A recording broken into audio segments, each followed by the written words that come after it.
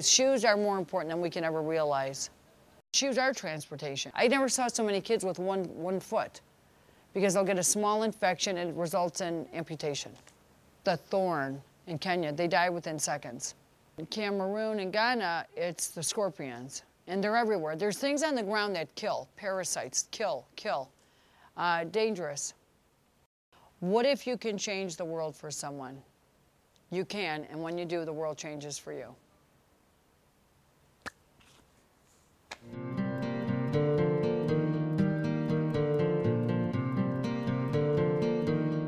Getting shoes is easy. We get thousands of shoes a day. People think when they give us shoes, they've actually changed someone's life in Haiti or in Africa or in Cambodia. They have not. They've only given us shoes in this warehouse. And if you look around, you walk in here and everyone's really impressed. Wow, you got all these shoes in here. That's great, but if I was really good, the shoes would be processed, packaged, shipped, and delivered to where they're most needed. Because the cost to process these shoes can cost us, for instance, we spend sometimes $500 a day washing 2,000 pairs of shoes. That's from A to Z, the bleach, the detergent, blah, blah, blah. We bring them back here to lay them out so they air dry. And then the boxing, the tape, the labeling. Then the shipping is a whole other story. For instance, to go to Uganda, it costs us up to $14,000 in shipping. Cameroon, I think, is $850. Ghana's $850. Kenya's $10. Haiti is $7. To process a 40-foot container, it costs us a couple bucks a pair at times. So it can be anywhere between 15 and 25 grand just to process. And then people think that once they arrive, that everyone's going to donate these trucks and vehicles and they're going to be distributed all over these communities, which are dozens of villages. I don't know how they think they're getting around, but we have to pay for gas and rent a truck or whatever, and hire locals.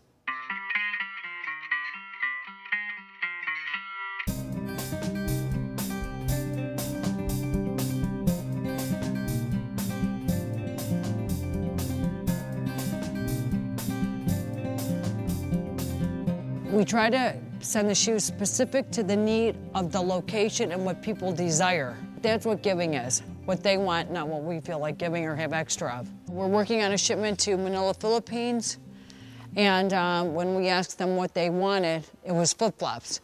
And people say to me, would they rather have gym shoes? It's 90 degrees in the shade there, and it's humid. They want flip-flops. We send a lot of boots to the garbage dumps. Walking through sewage and garbage causes infections to feet. So a lot of the little welly boots we collect, they go to garbage dumps in Ecuador, Peru, Mexico. Jesse White was my contact to American Airlines, and they're both with me since. He's my board member of 11 years and American Airlines, a sponsor of 11 years. American gets involved with Share Our Souls in two different ways. One is what you see here today. We're actually behind me. You see a number of the members of the American Airlines Central Division who are from the 15-state area throughout the country, whereby we come out today to do the actual work here in the warehouse. But the second part is getting the shoes to the final destination. When you take a look at the places that Mona serves around the world, we fly to many of those places. Then we have American Airlines and American Eagle employees throughout the world, whether they're at the airports in Chicago, in Miami, in Quito, Ecuador, in Guatemala, or in Haiti, where our employees really all along the steps of the transportation from where it starts here in Chicago to our gateway to the final inner destination. The American Airlines employees are partnering with Mona and Share Our Souls to get these shoes to the people who need them. Mona spent a lot of time in the very beginning working with government officials in foreign countries in order to get clearance to bring the shoes into the country. And this was her objective in going to Ecuador, to meet somebody who would be able to help. We had visited with some church groups. We went to the city dump and we delivered shoes, and we saw all these very, very poor people, very proud that they had kept their families intact. But they had no running water. The children were running around without shoes and dirty, and they actually lived and recycled on the dump. Another guest at the hotel, who happened to be a member of the government in Ecuador, he had studied at Northwestern University. So we immediately had a Chicago contact, and by the end of that day, the first assistant to the new vice president for the country was picking us up in her truck and taking us to work out how we might be able to get some relief supplies into the country. Things happen that way with Mona. She just keeps asking and asking until she gets the right answers, and she's very persistent. And while I was running on a road in this village called Patin, it's a rock road, and I have a $100 pair of gym shoes on. Alongside of the road, these little kids were running, and they didn't have shoes on, but they had like black goo on the bottom of their feet. And I said to one of the runners, "What's up with these kids' shoes? You know, what's up with their feet?" He said they put layers of tar on the bottom, the soles of their feet, to use as shoes. And I could not get these feet out of my head. So I told my kids, and my youngest daughter was the first one to give me a pair of shoes. When I gave my mom the shoes, I was 7.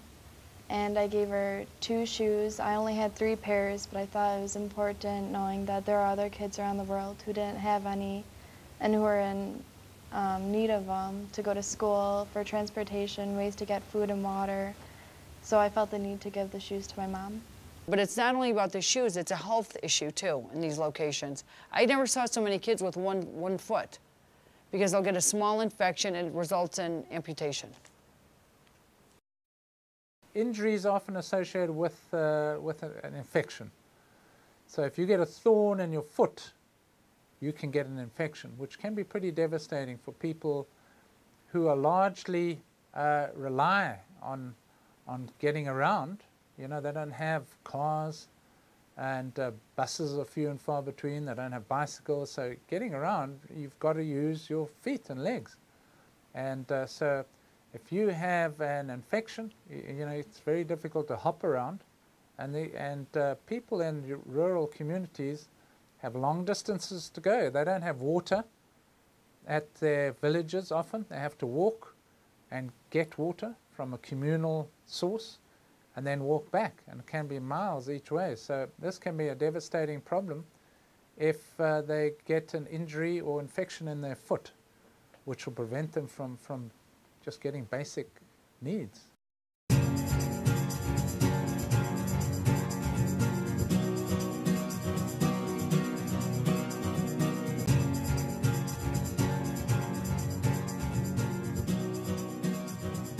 In Haiti, their ceilings, everything is made out of concrete.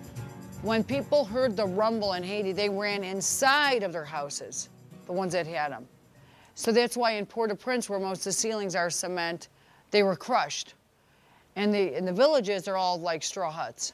So they're fine. But even the really poor people have cement, but that didn't hit them as bad. I don't know what to expect now. It's gotten bad. A lot of people have had their limbs amputated. So I don't know what I'm gonna see. Malaria is at a high now after rainy season, of course. Dengue fever is daytime biters. It's at a high. Cholera from dead bodies. So contaminated water, parasites are everywhere. People walk and get parasites from the bottom of their feet. They basically lost everything. And from my perspective, lost everything plus have serious injuries. And so something like putting a shoe on a foot can keep it from getting contaminated, because now you have raw sewage, bacteria, parasites, you know, debris, all of these abnormal things, compounding an already poor country with less than optimal shoe wear or conditions. Things that we do, for example, to help, say somebody comes in with a bad wound infection because the quake or an injury, they've lost everything, they've got either no shoe or a shoe that's too big or too small on the foot. You try to treat that infection, that has to heal and that has to be protected in order for that one person or patient to then move on, and then you can focus on another one. And that only happens if all of those things line up in a row and work well. So if you have nothing then to discharge that patient with, to put on their foot, you might as well not have done it, right? So something like shoes, as simple as shoes, you will minimize greatly all kinds of disease, injury. So that in and of itself is a tremendous asset to a country like this. So vitally important. And, you know, do people think of things as simple as that?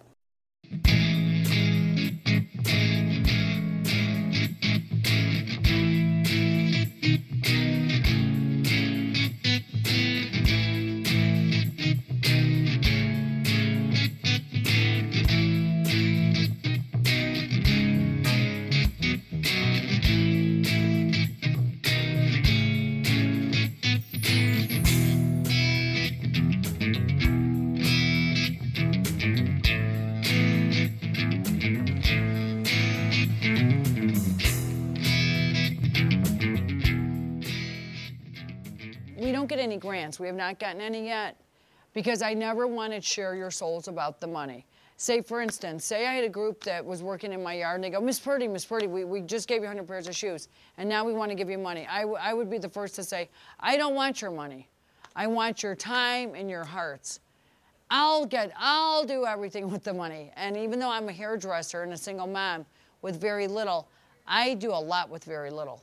So the board, I think I have the board members and the support I have because when I travel, I don't stay at five-star hotels.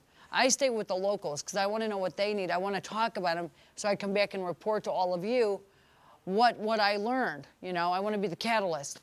So I didn't want the money for 10 years. Now I want the money because now I'm realizing we could do a hell of a lot more with more money. So now don't give me shoes and don't look at me without giving me some money.